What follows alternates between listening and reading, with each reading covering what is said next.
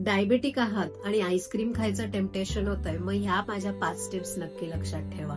सर्वप्रथम म्हणजे आईस्क्रीम खाताना किंवा सिलेक्ट करताना ज्याच्यामध्ये नॅचरल स्वीटनर्स वापरून केलेले आहेत असे आईस्क्रीम्सला प्रेफरन्स द्या. तुम्हाला रेसिपी हव्या असतील तर मला कमेंट करून सुद्धा सांगा.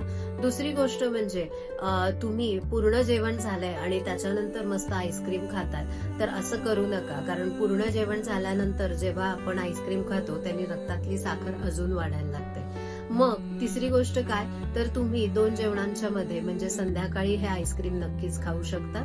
आईस्क्रीम खाताना त्याच्यावर सीड्स घाला, म्हणजे ज्याचा जो रक्तातली साखर आहे ती स्पाइक होणार नाही. चौथी गोष्ट म्हणजे की आईस्क्रीम खाल्ल्यानंतर एक 15 मिनिटं चालायला विसरू नका. आणि 5वी आणि महत्वाची गोष्ट, क्वांटिटीकडे आणि फ्रिक्वेन्सीकडे लक्ष द्या. या टिप्स सांगितल्यात म्हणून रोज आईस्क्रीमचा आस्वाद घेऊ नका, नाहीतर तुमची HbA1c वाढू शकते.